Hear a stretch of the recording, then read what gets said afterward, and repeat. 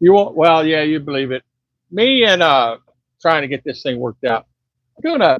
I was trying to get a landscape, but couldn't get it done. Sorry about that, guys. So here we go. Today, I want to talk a little bit about. It's a live stream.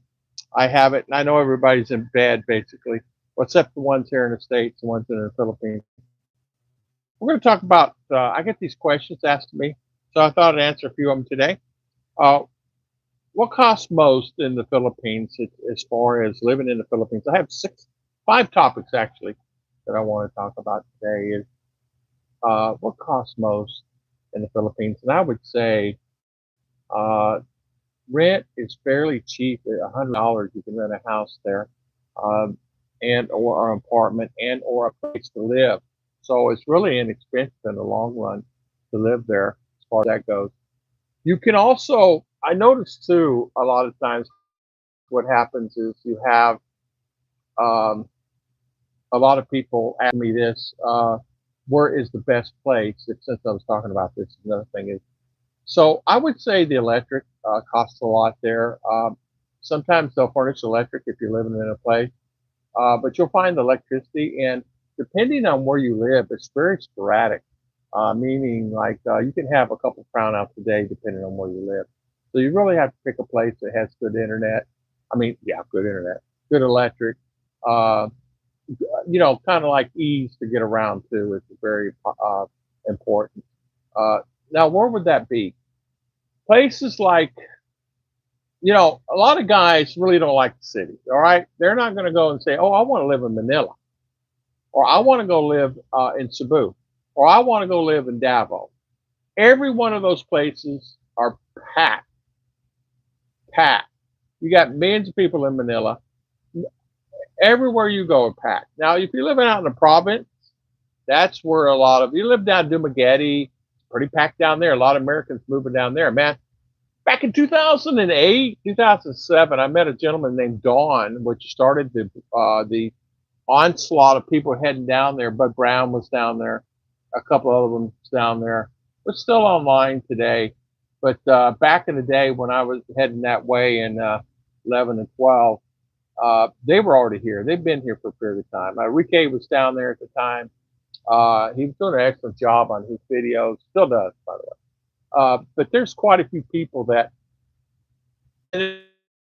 around there. I, I have no idea. Don't even ask. Why is internet? I have no idea. Don't even ask. Why is internet going off? I have no idea. Internet going off. I have no idea. Uh, Travel. Some of the places we were at, it's quite complicated. I hear Baguio is some of the places we were at, it's quite complicated. I hear Baguio is a nightmare now. Nightmare now. So many people have moved there, and it's a nightmare. But I don't know. I was told that by a couple of guys. So Baguio's a great place if you want 60-degree weather. It's very beautiful to live there. What to do when you're in the Philippines? What to do? Oh goodness, that was my downfall. That was my thing. That got me the most. What to do in the Philippines when you're living there? Oh man. Well, you can eat. You can eat some more. Since I didn't drink, no drinking. A lot of people are day drinkers there. A lot of Americans are day drinkers. Go to the pub and bars every day. I say a lot. Yeah, quite a few. I got some buddies. They got their own stools now. So what does that tell you? Um, I I'm thinking that really honestly, uh, there's a lot to do. If you love scuba diving, you love flying. In other words, they have ultralights there you can fly with. They have actually there's a place there in Cebu has gyrocopters. You can fly a gyrocopter. There's plenty of water sports, plenty of that stuff. So if you're around the water, love the beaches, that's your place. It's really wonderful and great and fantastic. Live, put you a hut there on the beach, get you a fan. That's all you need, And you could get a place $60, $80 a month, $90 a month, and live like a king there. Um, and honestly, a lot of guys are doing that and find some little Filipinos to stay there. The thing of it is, what you got to think about is, what if you're scuba diving and you get stung by something? or got bit by a shark. You want to make sure you live, number one, by the doctor, hospitals. Number two, make sure you find, wherever you live, find a good place that has a doctor, get solar, find a doctor, and make sure you have a good doctor or hospital that can repair you. Not a lot of places these days there. I understand people are going through fiasco. People are still saying, some of the guys are still saying online that everything's okay with the doctor's office. It's really not, man. The guys, I want to call them out on it. It's really not. I mean, honestly, it's like, I want to call them out. I said, why are you saying that? Oh, I can go to the doctor and get this done. That done. It's cheaper in the United States. Go to Guam. Fly to Guam. You get in a situation, of course, you can't fly to Guam if you get a shark. But there are things you can do there. Guy had an appendix done, cost him $8,000 there. $8,000. $8,000. Wow. You can get that done here. Wow. A close friend of mine had that done here for half of that. So that's without insurance.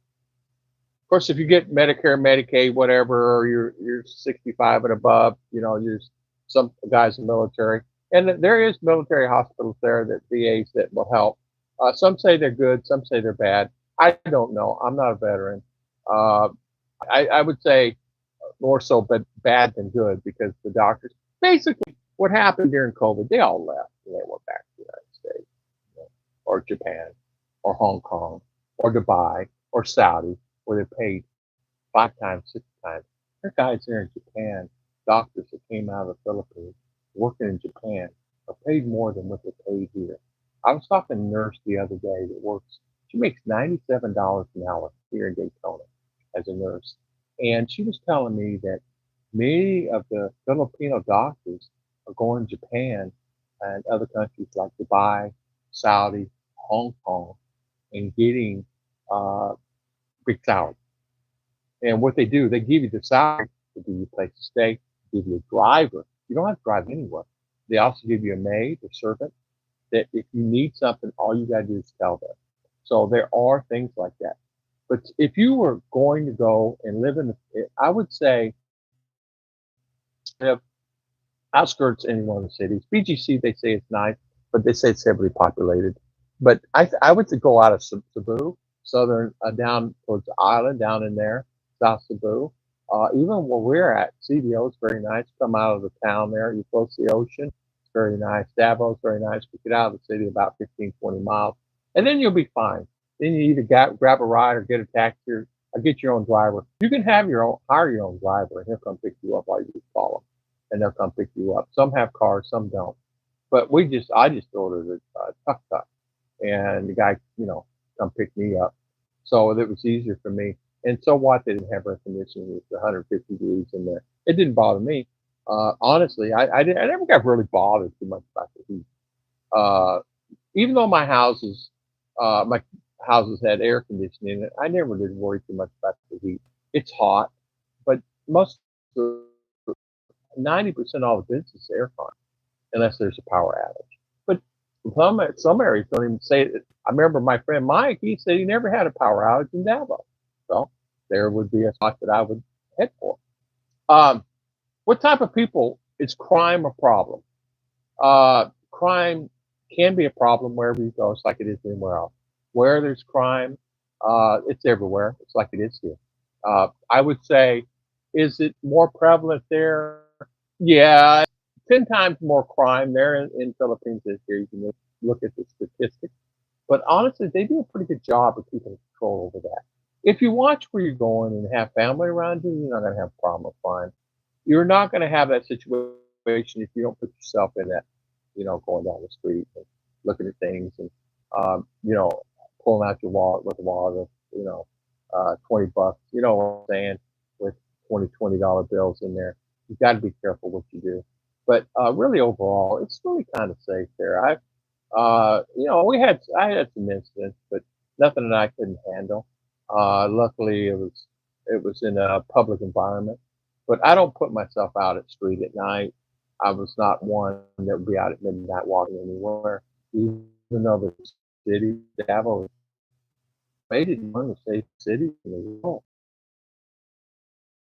And there's always police out, and they don't mess around. Have a situation where you'll see guards everywhere, and you can actually depend on them. Some are part of the scheme and scam, but really overall, you'll find that most are really not too bad at all. They're pretty easy, you know. So crime, you're pretty well safe there. All right, where number four on the list? I think I've been going on. I don't know. Number four, where's the best to get food?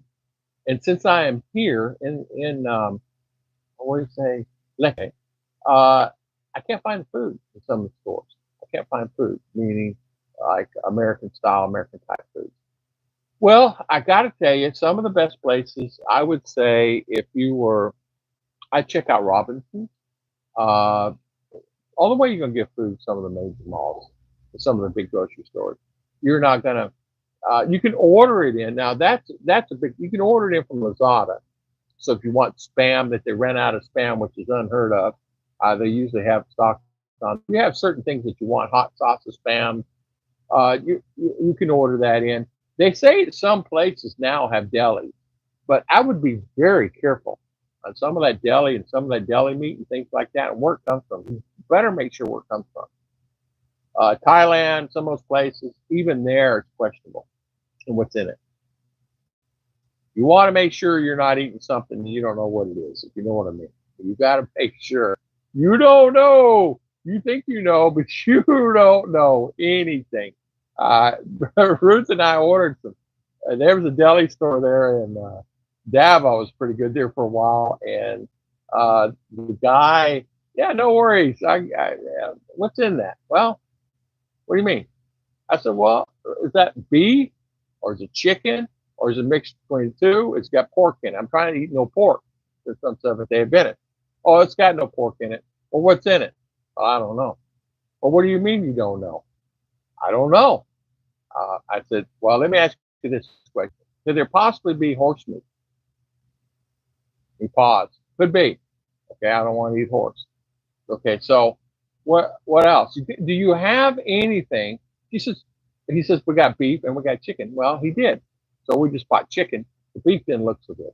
So you'll find that out. They just don't have a lot of cows there. And they ship some of that stuff in frozen, but some of it. Listen, you guys know this. Yeah, some are good, some are bad. You find a place, stick with it, but it will be. I don't know if it'll be consistently good. Uh, so a lot of those sources run out of, you know, how can I say, finding that niche. Uh, Sometimes you find the niche and everything's good and fine and dandy, but then overall something falls on that, meaning their sources ran dry and things like that. You guys realize something. Unless they grow it there, it's shipped in.